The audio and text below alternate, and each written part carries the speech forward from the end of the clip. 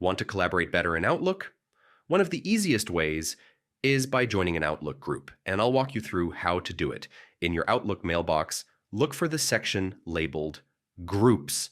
This feature is where you can connect with colleagues, classmates, or communities.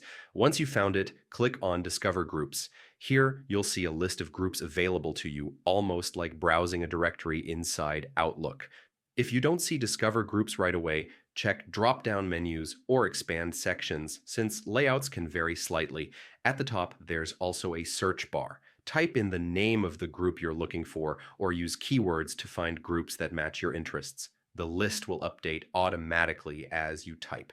When you spot a group you'd like to join, click on it to see more details, like its purpose, members, and activity level. Once you're sure it's the right one, hit the Join button.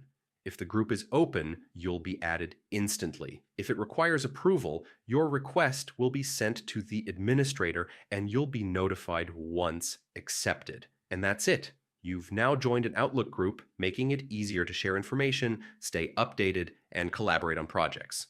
If this guide helped, don't forget to like the video and subscribe for more quick Outlook tips.